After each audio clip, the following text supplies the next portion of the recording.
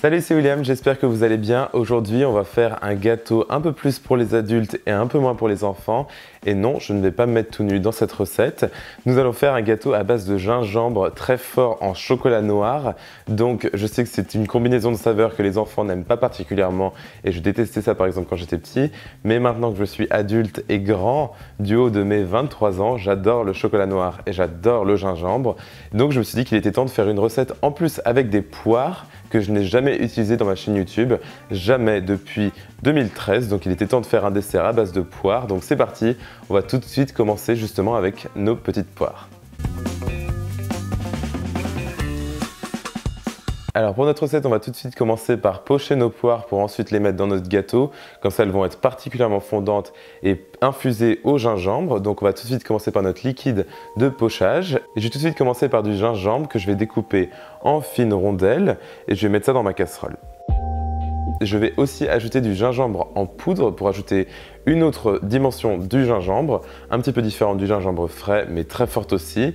Et ensuite, je vais ajouter du miel liquide et enfin de l'eau bouillante et on va mettre le tout sur notre gazinière ou votre plaque chauffante, peu importe, pour faire chauffer ça.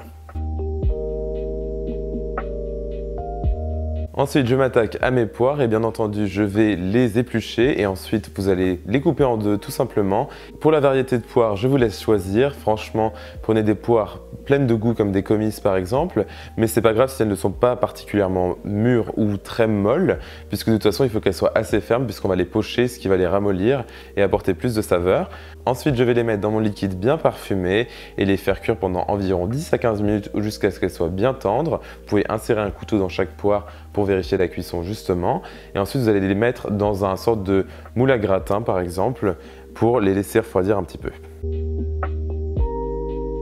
J'avais vraiment envie que mes poires aient le goût de gingembre, donc ce que j'ai décidé de faire une fois que je les avais toutes cuites dans mon pochage, c'est tout simplement j'ai rajouté à nouveau mon liquide plein de gingembre dans mes poires et ça permet aussi d'éviter l'oxydation et je les ai laissés refroidir intégralement comme ça dans le liquide.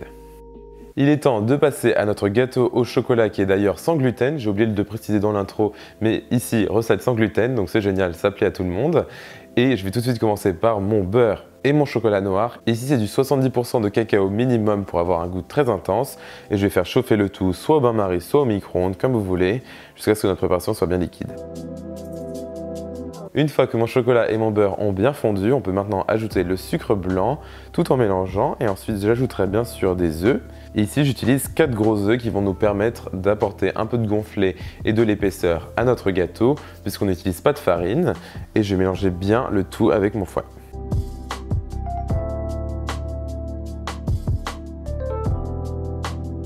Génial, maintenant je vais ajouter une belle pincée de sel et de l'extrait naturel de vanille, ça apporte toujours une complexité en plus, même si c'est du chocolat, j'adore utiliser de la vanille quand même. Et ensuite on va ajouter plein de cacao en poudre, oui, encore plus de cacao, et ça va aussi nous apporter une couche de saveur supplémentaire en plus du chocolat en barre.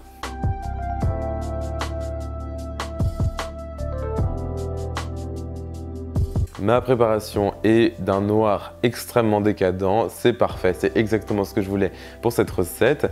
Donc il est temps de passer à l'assemblage du gâteau et ici j'utilise un moule à charnière, mais peu importe, vous pouvez utiliser n'importe quel moule rond ou même carré. Cependant il faut le beurrer et ajouter du papier sulfurisé pour être sûr que le gâteau se démoule bien. Et ensuite j'ai déposé mes poires en mettant du coup la face coupée vers le bas pour qu'on puisse les voir quand on va démouler le gâteau. Et je vais recouvrir le tout de ma préparation chocolatée magnifique et ensuite on va pouvoir cuire notre gâteau.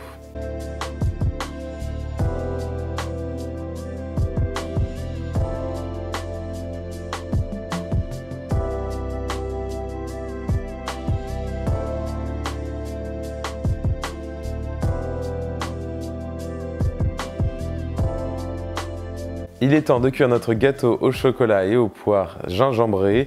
Oui, j'ai inventé une nouvelle expression. Dans notre four préchauffé à 190 degrés Celsius pendant environ 25 à 30 minutes. Ne le faites vraiment pas trop cuire longtemps puisque c'est très important que le milieu soit bien moelleux. Et vous allez voir, ce sera extraordinaire même une fois refroidi. Donc surtout, ne le cuisez pas trop. Plutôt que de jeter mon liquide de pochage, je vous propose maintenant de faire un caramel à base de ce liquide justement. Donc on va tout de suite enlever tous les morceaux de gingembre et tous les gros morceaux dans notre liquide et juste garder le liquide justement. Combien de fois je vais dire ce mot On ne sait pas. Et je vais le réduire dans ma casserole pendant bien 15 à 20 minutes jusqu'à ce que mon liquide soit bien réduit. Et ensuite, on peut ajouter du sucre blanc et vous allez faire monter le tout jusqu'à ce que vous ayez un caramel bien ambré. Une fois que j'ai un beau caramel qui se forme, j'ajoute quelques morceaux de beurre pour ajouter un petit peu plus de richesse et ensuite on va faire chauffer le tout à nouveau comme si on faisait un caramel au beurre salé mais cette fois-ci avec un bon goût de gingembre jusqu'à ce qu'il soit bien coloré et ensuite on terminera avec un ajout de sel et de vanille pour ajouter plus de saveur une fois de plus et ce sera parfait.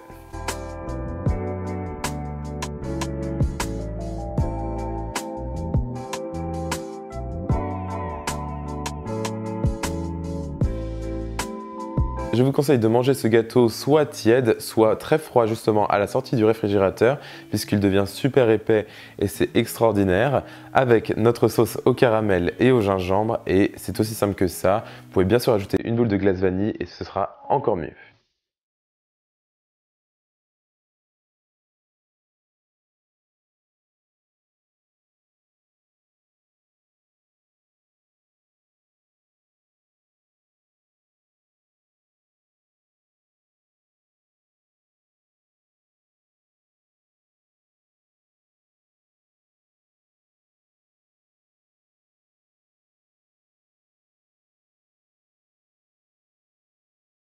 Et voilà, c'était tout aussi simple de faire un gâteau particulièrement impressionnant avec des saveurs qui changent et qui vont certainement impressionner vos invités.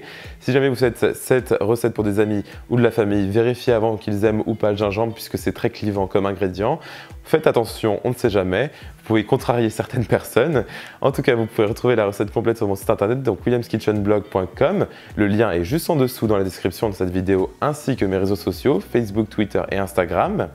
Si vous voulez, vous pouvez bien entendu vous abonner à ma chaîne YouTube si vous êtes nouveau ici pour recevoir toutes mes nouvelles vidéos instantanément et surtout laissez-moi un pouce bleu et un commentaire si jamais vous souhaitez discuter et que vous avez aimé cette vidéo.